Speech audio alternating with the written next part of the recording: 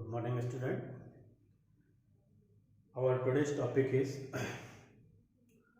bar magnet as an equivalent solenoid. Yesterday we have discussed about bar magnet, magnetic field due to a bar magnet at the axis at the equatorial. Clear? Now new topic. इस topic का मतलब है कि जैसे bar magnet के कारण axis पर magnetic field होता है, वैसे बार मैग्नेट की जगह सपोज हमने एक सॉलिनॉइड बनाया, एक सॉलिनॉइड, और सॉलिनॉइड के कारण भी मैग्नेटिक फील्ड वैसे ही होगा क्या? This is the topic. Clear? चलिए, इस टॉपिक से पहले मैं एक बार पिछले फोर्थ चैप्टर की बात कर रहा हूँ. फोर्थ चैप्टर में हमने एक टॉपिक पढ़ा था बायो सेवर्ट्स के एप्लीकेशन में. कुछ याद हो तो मैं थोड़ा सा रिमाइंड कर रहा हूं. This is the circle carrying current of I, याद आ रहा होगा. उसके एक्सिस से x डिस्टेंस पर P पॉइंट पर मैग्नेटिक फील्ड B फाइंड किया था. पिछले चैप्टर नंबर 4 में था. तो मैं उसका फॉर्मूला लिख रहा हूं सीधा, यहां ड्राइव नहीं करूंगा उसे, ड्राइव ऑलरेडी आपके पास है.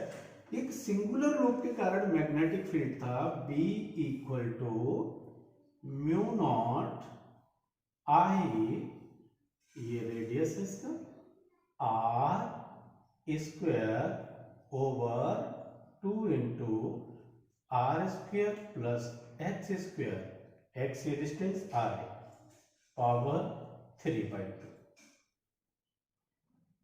This is the expression in chapter number 4. Clear? By the help of same, it is a singular loop, but our solenoid has many number of turns. So due to the number of turns, we will multiply by number of turns. Clear? ठीक है? Multiply by number of turns. तो वो मैं यहाँ तक तैयार कर रहा हूँ. मैं आपके इस फॉर्मूले को यहाँ याद रखूंगा. ठीक है? Dear student, consider a solenoid of length 2L from center L forward, L backward. From the center at distance R, consider a point P where magnetic field to be determined. ठीक है?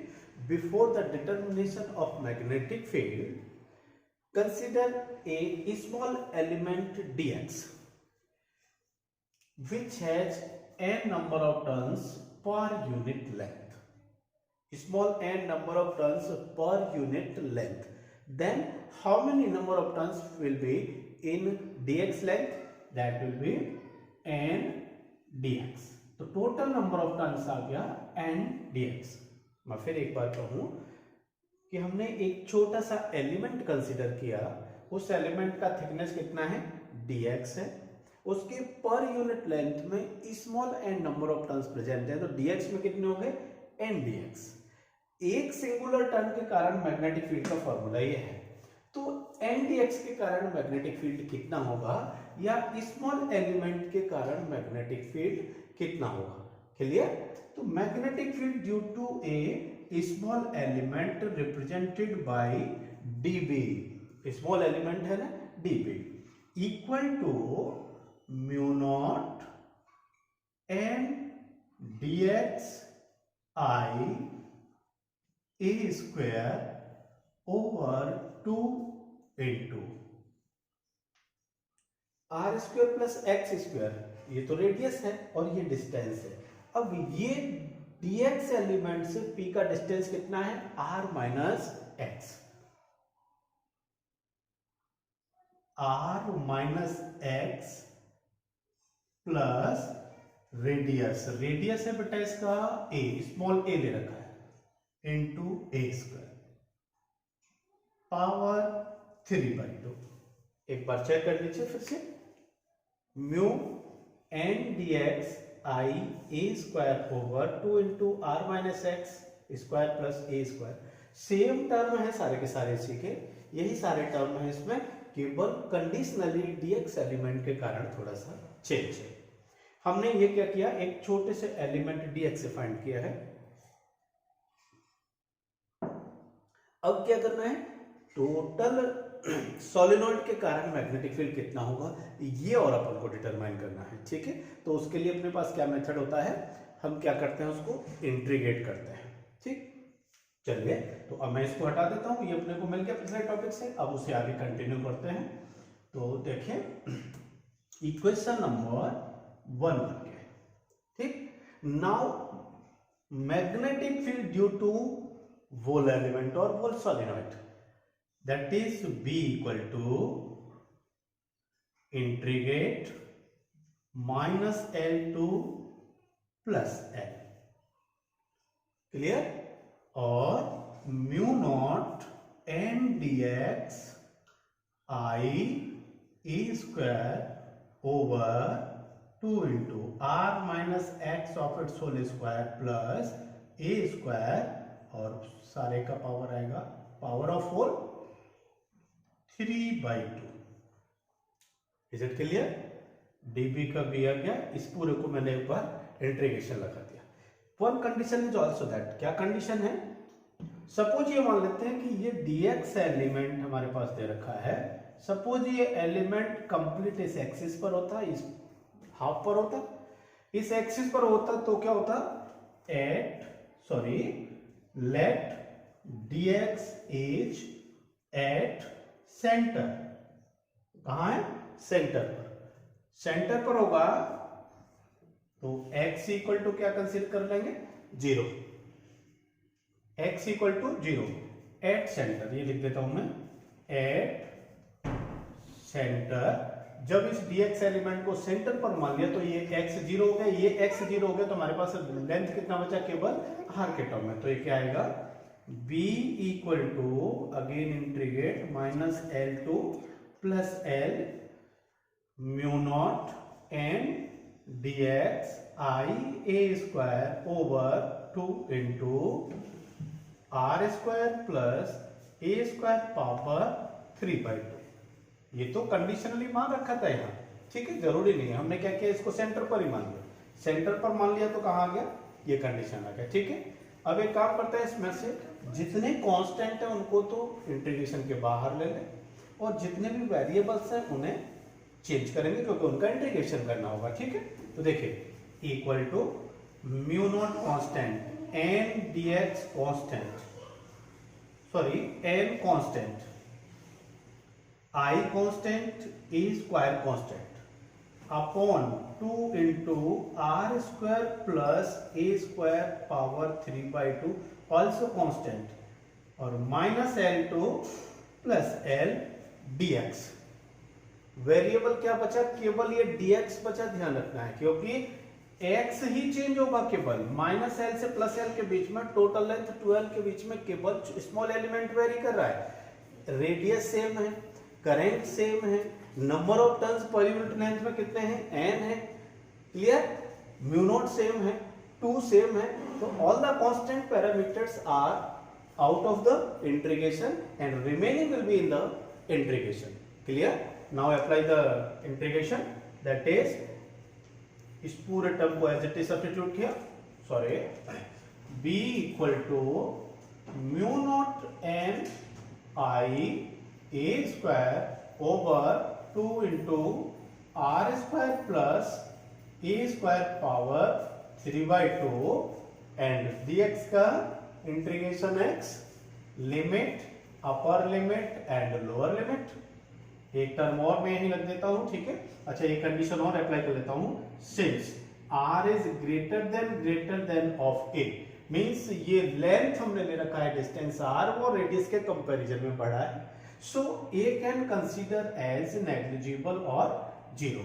तो a को 0 consider करके मैं इस term को एक short कर लूंगा, mu naught n I a square over 2 into r square power 3/2, ये क्या कंसीडर किया, 0 इंटू ये लिमिट लगाइए, upper limit that is l minus minus और already minus that is plus l, तो क्या बन गया, 2l बन गया, ठीक है।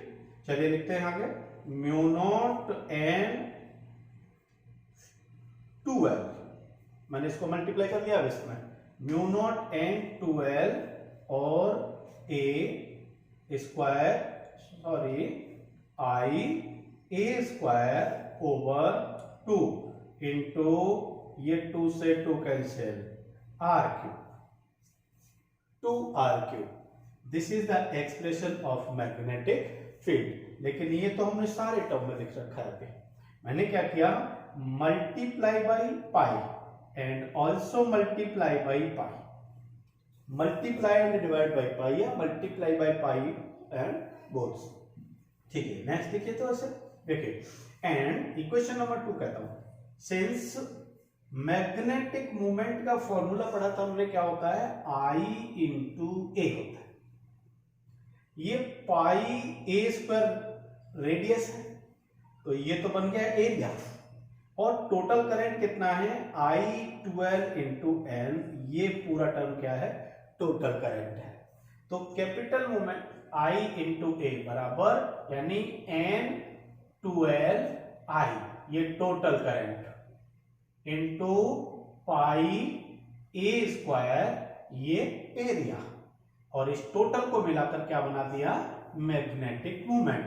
तो यहां सब्स्टिट्यूट करूंगा, that is B equal to mu naught capital M over 2 pi r cube. ठीक है, समझ में आ रहा होगा शायद क्लियर। केवल हमने क्या किया है, इस टर्म को मैग्नेटिक मूवमेंट के टर्म में कंसीडर किया है। तो mu naught M over 2 pi r cube. Clear. Now again multiply by 2 and divide by 2। Multiply and divide दोनों किया तो देखिए आगे ये इधर लिखूंगा, B equal to mu naught 2m over 4 pi r cube. और ये टर्म हमने कल किया था बार मैग्नेटिक फील्ड के कारण मैग्नेटिक फील्ड, या magnetic field due to a bar magnet, magnetic field due to a bar magnet at the axis. ये भी एक्सिस पर है। अब आप कल वाले टॉपिक से एक बार चेक कर लेंगे कि क्या उसका एक्सप्रेशन यही था, mu naught 2m over 4 pi r cube. इसका मतलब अगर यही P पॉइंट इसके एक्सिस पर कहीं कंसीडर किया जाए, P यहां, तो मैग्नेटिक फील्ड यहां कितना आ जाएगा, P परपेंडिकुलर पर बताएंगे म्यू नॉट m हाफ होता है ना 4 pi r cube. Is it clear. B perpendicular equal to mu naught m over 4 pi r cube. ये कहां आ गया बाइसेक्टर पर, परपेंडिकुलर पर। ये कहां आ रखा है, हमने कहां फाइंड किया है B पर। तो इस पॉइंट पर मैग्नेटिक फील्ड हमने फाइंड किया B, और ये पूरा टर्म आपके पास आ गया। तो जिस तरह से एक सोलेनॉइड भी बार मैग्नेट की तरह काम करता है। Clear. So this is the first today first topic, bar magnet as an equivalent solenoid और solenoid as an a bar magnet. Clear. I think समझ में आ गया होगा। फिर मैंने पूरा डिस्क्रिप्शन एज इट इज आपके पास पीडीएफ में दे रखा है। जब नहीं समझ में आए तो एक बार वीडियो को रिपीट करके देख लीजिए, सारे टर्म्स आपके सामने दे रखे हैं। ठीक है।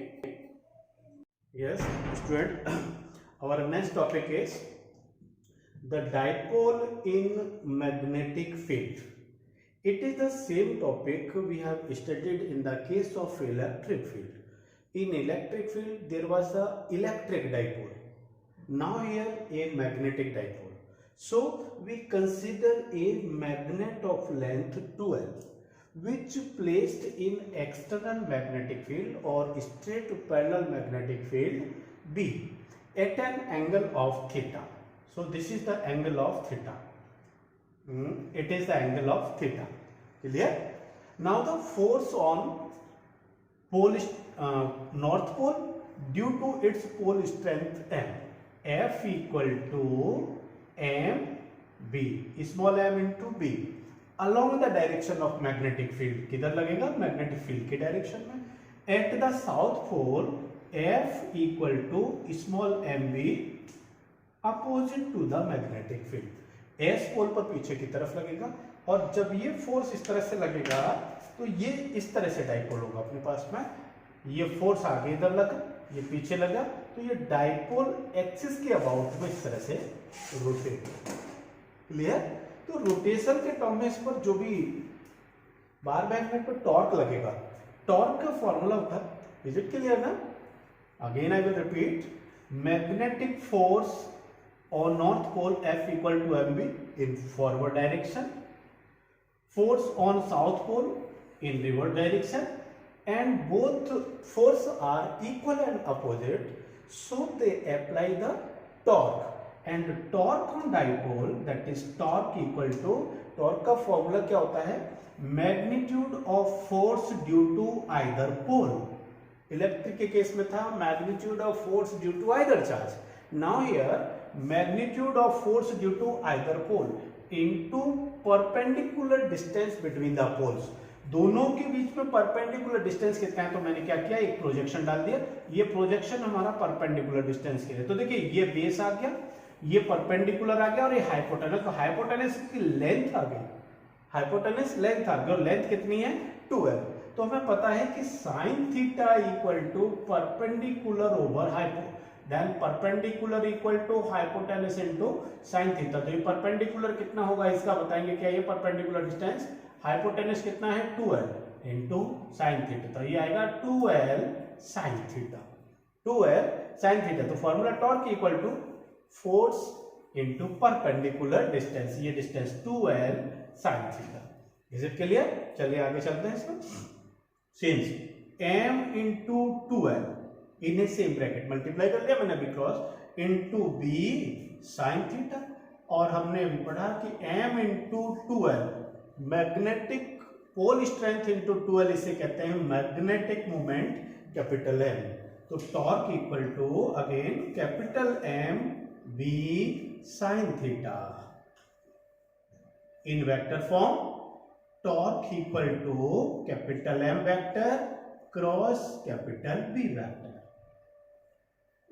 Is it clear? तो ये आगे हमारे पास में torque on a dipole in magnetic field. Next काम करते हैं हम इसमें से, मैक्सिमम टॉर्क कब लगेगा, जब परपेंडिकुलर होगा, मिनिमम टॉर्क कब लगेगा, जब along the direction of magnetic field होगा, तो थीटा की condition theta equal to 90, theta equal to 0 अपन आगे अप्लाई कर देंगे। अभी अपन को ये काम करना है कि इसके रोटेशन में अगर सपोज डी थीटा रोटेट हुआ, तो डी थीटा रोटेट होने में वर्क डन कितना होगा, ये अपन को फाइंड करना है, ठीक है? तो देखिए now work done in rotating, या मैंने कहा if dipole rotate angle d theta, then work done dw equal to, simple में पढ़ा था हमने dw equal to force into displacement, now here dw equal to torque into d theta, d theta is the angular displacement and torque is applying here, ये भी आपके fourth chapter में पहले किया हुआ है, dw equal to torque into d theta, clear? Torque का मैं वैल्यू सब्स्टिट्यूट कर रहा हूं, टॉर्क का वैल्यू कितना है देखिए इधर, mb sine theta, mb sine theta d theta, this is the dw, clear? Small work done ये आ गया, तो सपोज इनिशियली थीटा 96 इसी एंगल पर रोटेट हुआ, थीटा 1 से थीटा 2 रोटेट हुआ, तो टोटल वर्क डन कितना होगा, now total work done in rotating theta 1 to theta 2, ये लीजिए लिमिट लगा लेते हैं अपन, इनिशियल एंगल जितने पर था थीटा 1 कह दिया, फाइनल जितने तक गया theta 2, that is by integrating equation number 2, sorry yes this was, it was first and it is 2, then dw equal to, यानी dw का integration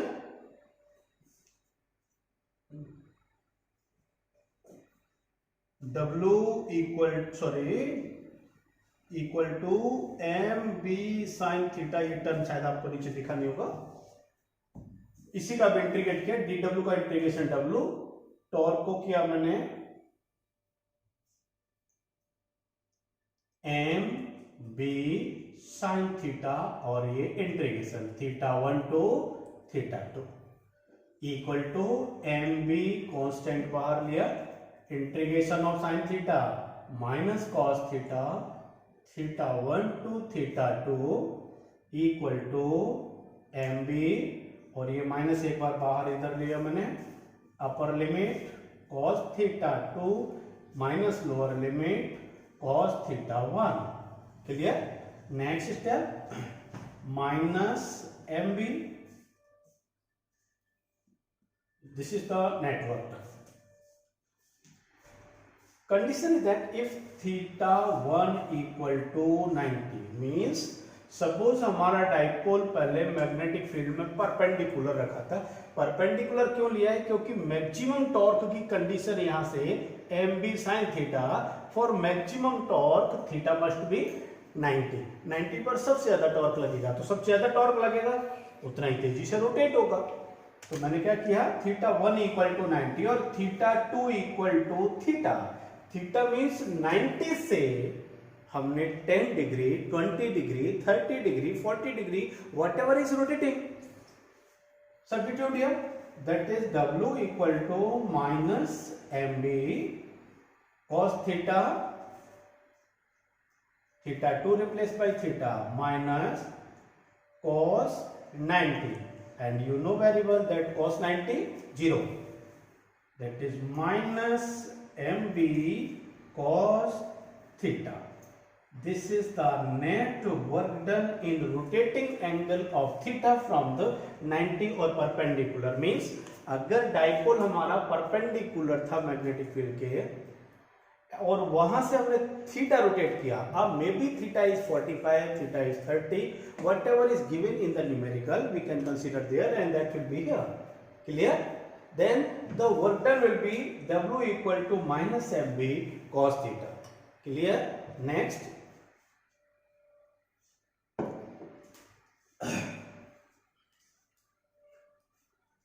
this work done is the form of potential energy और energy. This work done is the form of energy. So this energy will be, मैं यहाँ एक बार आपसे फिर से लिखूंगा, I will write it here.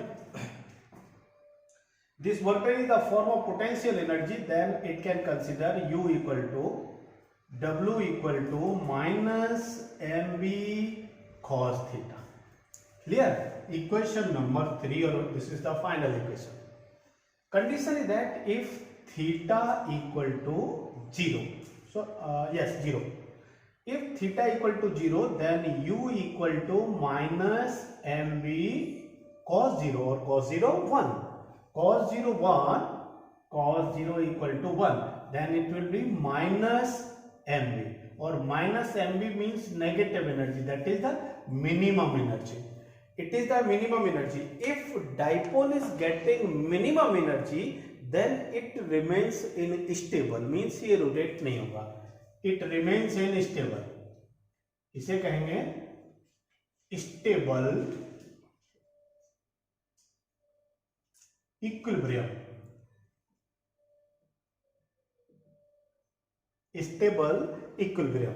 Clear? Means अगर हमारा डाइपोल सपोज मैग्नेटिक फील्ड में स्ट्रेट रखा हुआ था, सीधा रखा हुआ था, तो कोई भी टॉर्क अप्लाई नहीं होगा, कोई भी एनर्जी नहीं होगा। क्लियर? नेक्स्ट बात करते हैं इसी से आगे छोटी सी और, चलिए इसी के टर्म में कंडीशन है आपके पास पहले, इफ थीटा इक्वल टू 90, हमने कितना रोटेट किया, 90 रोटेट किया, then u equal to minus M B cos 90, cos 90 0, कोई एनर्जी नहीं। If theta equal to 180 degree, 180 degree, then W equal, U equal to minus MB cos 180 degree, and you know cos 180 degree minus 1, then it will be plus MB, positive or maximum energy. When dipole get maximum positive energy, then it will be unstable equilibrium. तो equilibrium condition and unstable equilibrium condition ये board में कई बार पूछा जाता है। Most unstable condition आएगा when theta equal to 180 degree. Most stable कब आएगा? जब थीटा इक्वल टू 0। ध्यान रखना है, क्योंकि थीटा इक्वल टू 0 पर माइनस में एनर्जी होता है, थीटा इक्वल टू 180 पर प्लस में एनर्जी होता है। ये चीज ध्यान रखेंगे आप, ठीक है। तो ये क्वेश्चंस बोर्ड में बहुत बार पूछा गया है, बार बार पूछा जाता है, एक एक नंबर की स्टेप्स में आता है, कोई बड़ा मैटर नहीं है। छोटा सा सिंपल डेफिनेशन लिखा और उसके बाद में सीधे थीटा के वैल्यू सब्स्टिट्यूट किए। तो ये आ गया हमारे पास ना dipole in magnetic field. Dear student ध्यान हो तो यही सेम स्टेप हमने इलेक्ट्रोस्टैटिक फील्ड में भी सेम यही पढ़ा हुआ था, उसमें भी सेम इसी तरह से। तो वहाँ एमबी की जगह क्या था? पीई वर्ड था, कुछ याद हो तो मैं थोड़ा सा रिमाइंड कराऊं तो u equal to minus p E cos theta पढ़ा था हमने इलेक्ट्रोस्टैटिक फील्ड के केस में। और सेम डेरिवेशन है, सेम कॉन्सेप्ट है, सेम मेथड है। क्लियर? तो आप इसको ठीक तरह से कर लेंगे। ओके।